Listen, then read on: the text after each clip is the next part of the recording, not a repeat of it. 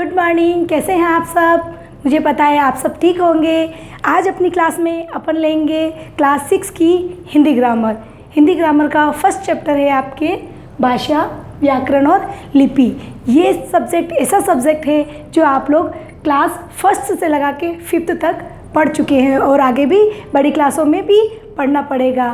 और अपना first chapter जो शुरू होता है वो है भाषा, व्याकरण और लिपि। इसमें भाषा मीन्स जब हम कहीं बाहर जाते हैं या अपने घर के आसपास बैठते हैं, अपने फ्रेंड सर्कल में बैठते हैं, मम्मी पापा से बात करते हैं या कहीं अपने रिलेटिव से बात करते हैं, तो उसमें कहीं ना कहीं हम उनकी बातों को समझते हैं, उनके विचारों को समझते हैं, हम अपनी बात को उनको समझाते हैं, उनकी भाषा को हम समझते हैं या उनके जो भी विचार होते हैं वो हम समझते हैं, भावों को लेते हैं। तो इस चीज़ को हम कहते हैं भाषा। अब मैं इस भाषा को आपको अपनी हिंदी में व्याकरण में कैसे उसको परिभाषित किया जाता है वो समझा रही हूँ। वो है, भाषा वह माध्यम है जिसके द्वारा हम बोलकर या लिखकर अपनी बात प्रकट कर सकते हैं तथा सुनकर और पढ़कर दूसरों की बात समझ सकते हैं। यही बताया मैंने कि अपनी जो बात होती है या दूसरों की कोई बात होती है, हम उसको पढ़ सकते हैं, सुन सकते हैं, लिख सकते हैं। तो उनकी बातों को पढ़ना, समझना, अपने विचारों को आदान प्रदान करना, दूसरों के विचारों को जानना, समझना, उसी को हम क्या कहते हैं? भाषा कहते हैं। उसको क्या कहते हैं? भाषा कहते हैं। और भाषा कितने प्रकार की होती है? भाषा 2 प्रकार की होती है। उसमें एक होती है मौखिक और एक होती है लिखित।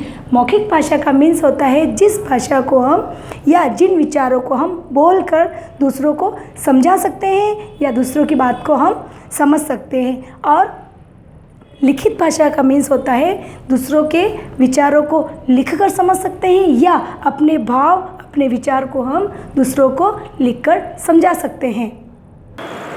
मौखिक भाषा किसे कहते हैं? जो अपन बोलकर दूसरों के विचारों को आदान प्रदान करते हैं। उसकी डेफिनेशन है, जब हम मुख से बोलकर और कानों से सुनकर विचारों का आदान प्रदान करते हैं। अभी समझाया ना मैंने, बोल के कोई आगे वाला अपन को कुछ कह रहा है और या अपन किसी को कुछ कह रहे हैं, तो एक दूसरे की बात को बोलकर जो हाव भाव समझे जाते हैं, आचार विचार समझे जाते हैं, उनको कहते हैं मौखिक भाषा।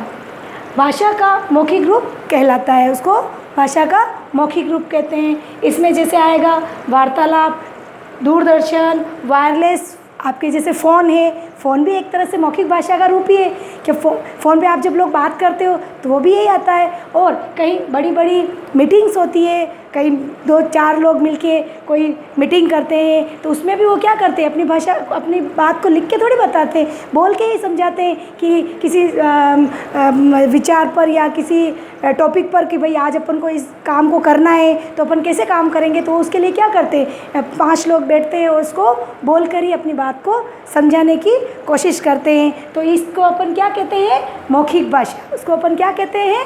मौखिक भाषा। दूसरा रूप होता है इसका लिखित भाषा। भाषा के कितने रूप बताए थे मैंने? 2, मौखिक और अब सेकंड कौन सा है? लिखित। मौखिक भाषा अपन पढ़ चुके हैं, सेकंड पढ़ रहे हैं अपन लिखित भाषा।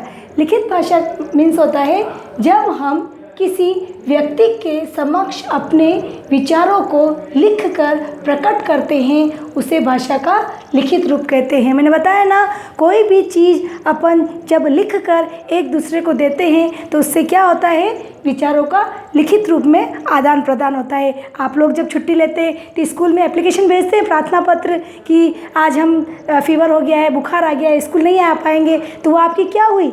लिखित भाषा हुई। भाई हमको आपने लिखा तभी पता चला कि आपने इस चीज़ को हमको लिख के दिया है, तो इस चीज़ को अपन क्या कहेंगे? भाषा का लिखित रूप कहेंगे।